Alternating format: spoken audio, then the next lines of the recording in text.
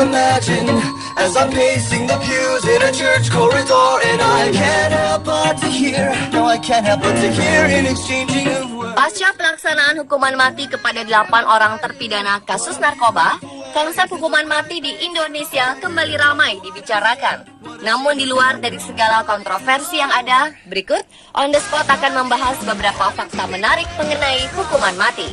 Closing the goddamn door, no, it's much better to face these kinds of things, but this is a poison personality. I don't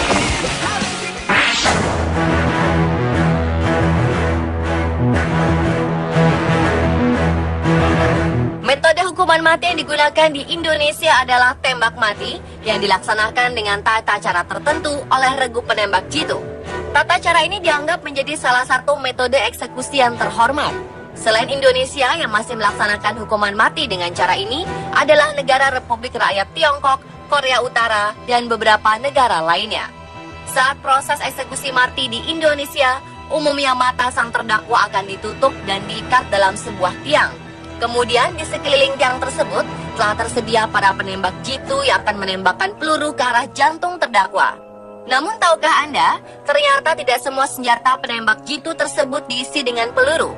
Tak seorang pun dari regu penembak ini yang mengetahui siapa yang pelurunya kosong dan siapa yang pelurunya terisi. Sehingga secara psikologis mereka tidak akan merasa terbebani karena tidak benar-benar tahu senjata siapa yang membunuh si terdakwa.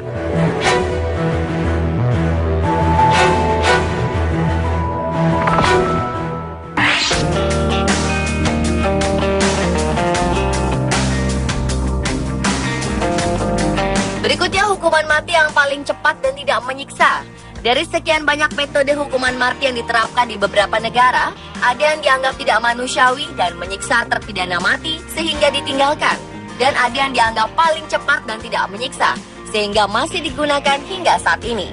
Dari metode yang masih digunakan, rata-rata terdakwa tewas setelah 6 detik, seperti hukuman gantung dan tembak mati.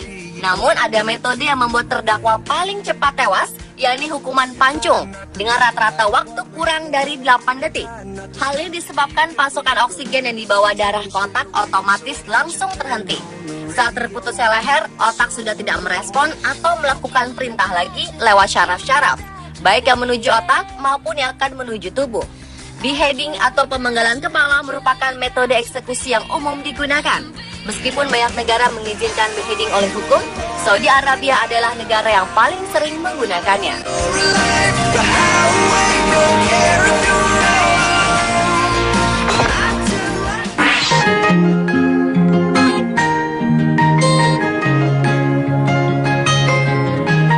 Kemudian menjelang ajalnya, para terdakwa hukuman mati akan diberi beberapa keistimewaan.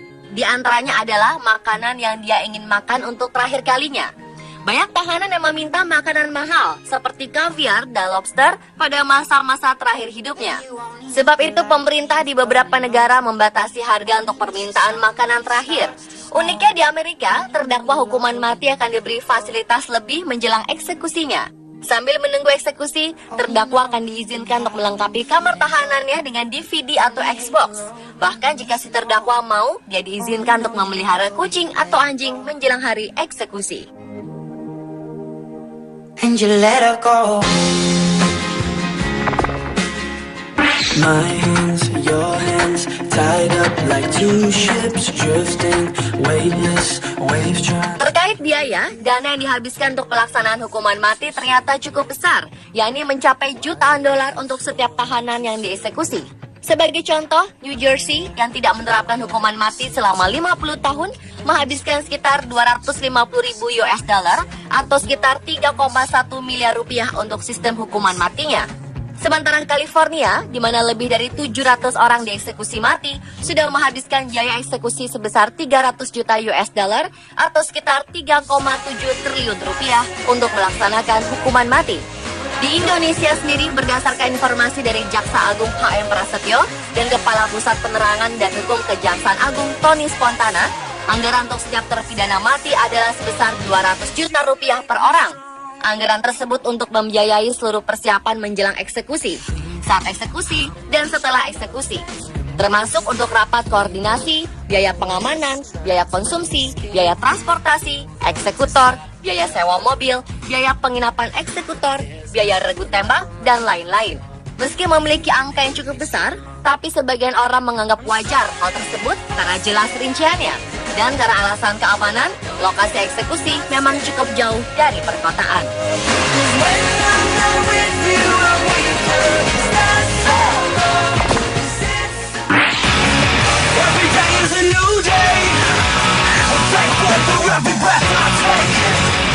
Pemirsa, ada sebuah kasus menarik mengenai hukuman mati, yakni yang menimpa pria bernama Michelle Rupp yang divonis hukuman mati gantung karena kasus pembunuhan dan perampokan bank di Olympia, Washington pada tahun 1981.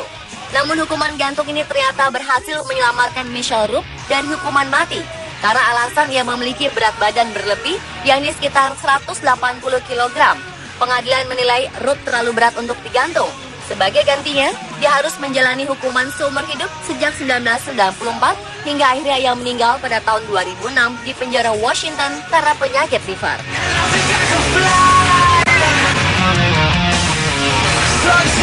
Sementara itu di Tiongkok, salah satu negara yang sering menerapkan hukuman mati, terdapat sebuah bus yang khusus dijadikan sebagai tempat eksekusi mati. Jadi, jika suatu daerah tidak memiliki alat atau tempat untuk pelaksanaan hukuman mati, maka mobil ini akan dikirim ke daerah tersebut.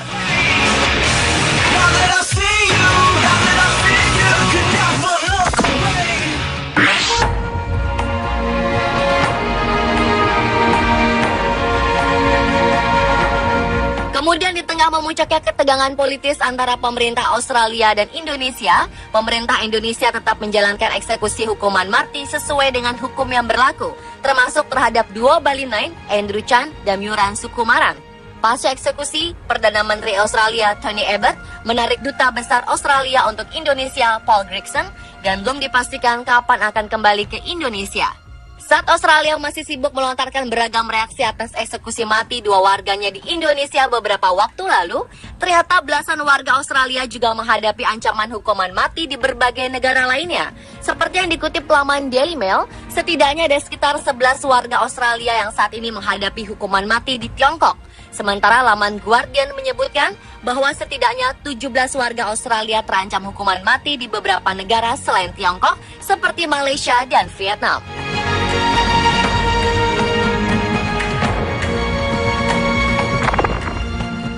I wanna wrap you up, wanna kiss your lips. Sistem hukuman mati ini masih menjadi perdebatan di seluruh dunia. Sebagian berpendapat bahwa eksekusi mati menyebabkan permasalahan yang lebih kompleks, seperti dendam yang mungkin timbul dari orang yang keluarganya dieksekusi mati. Karena jika nyawa dibayar nyawa, maka siklus yang sama akan terus terjadi dan kita terjebak di lingkaran saling membunuh. Sementara sebagian berpendapat bahwa hukuman mati memberikan efek jera yang jelas sehingga tidak ada yang berani untuk melawan hukum. Setidaknya seseorang akan berpikir dua kali sebelum melakukan kejahatan. Kontroversi ini akan terus berlanjut. Ada yang mengatakan jika kita membela hak asasi seorang pembunuh, maka bagaimana dengan hak asasi dari orang yang dibunuh? Meski demikian, tidak sedikit juga yang menyertakan rasa iba pada terdakwa yang dieksekusi. Apapun itu, semuanya dikembalikan kepada pendapat kita masing-masing dan semoga kita dihindarkan dari perbuatan kriminal dalam bentuk apapun.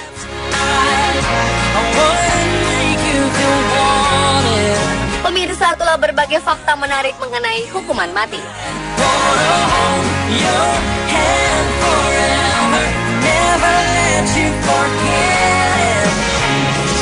Hukuman matinya. Sementara California, di mana lebih dari 700 orang dieksekusi mati, sudah menghabiskan biaya eksekusi sebesar 300 juta US dollar atau sekitar 3,7 triliun rupiah untuk melaksanakan hukuman mati. Di Indonesia sendiri, berdasarkan informasi dari Jaksa Agung HM Prasetyo dan Kepala Pusat Penerangan dan Hukum Kejaksaan Agung Tony Spontana, anggaran untuk setiap terpidana mati adalah sebesar 200 juta rupiah per orang. Anggaran tersebut untuk membiayai seluruh persiapan menjelang eksekusi, saat eksekusi, dan setelah eksekusi. Termasuk untuk rapat koordinasi, biaya pengamanan, biaya konsumsi, biaya transportasi, eksekutor, biaya sewa mobil, biaya penginapan eksekutor, biaya regu tembak, dan lain-lain. Meski memiliki angka yang cukup besar, tapi sebagian orang menganggap wajar hal tersebut karena jelas rinciannya. Dan karena alasan keamanan, lokasi eksekusi memang cukup jauh dari perkotaan. When I'm not with you, I'm weaker. It's not so long since every day is a new day. I'm thankful for every breath I take. Pemirsa, ada sebuah kasus menarik mengenai hukuman mati, yakni yang menimpa pria bernama Michelle Rupp yang divonis hukuman mati gantung karena kasus pembunuhan dan perampokan bank di Olympia, Washington pada tahun 1981. Namun hukuman gantung ini ternyata berhasil menyelamatkan Michelle Rupp dari hukuman saat eksekusi dan setelah eksekusi, termasuk untuk rapat koordinasi, biaya pengamanan, biaya konsumsi, biaya transportasi, eksekutor, biaya sewa mobil, biaya penginapan eksekutor, biaya regu tembak, dan lain-lain. Meski memiliki angka yang cukup besar, tapi sebagian orang menganggap wajar hal tersebut karena jelas rinciannya. Dan karena alasan keamanan, lokasi eksekusi memang cukup jauh dari perkotaan. When I'm not with you, I'm weaker. It's not so long since every day is a new day. I'm thankful for every breath I take. Pemirsa, ada sebuah kasus menarik mengenai hukuman mati, yakni yang menimpa pria bernama Michelle Rupp yang divonis hukuman mati gantung karena kasus pembunuhan dan perampokan bank di Olympia, Washington pada tahun 1981. Namun hukuman gantung ini ternyata berhasil menyelamatkan Michelle Rupp dari hukuman mati karena alasan ia memiliki berat badan berlebih, yakni sekitar 180 kg. Pengadilan menilai Rupp terlalu berat untuk digantung. Sebagai gantinya, dia harus menjalani hukuman seumur hidup sejak 1994 hingga akhirnya ia meninggal pada tahun 2006 di penjara Washington karena penyakit liver.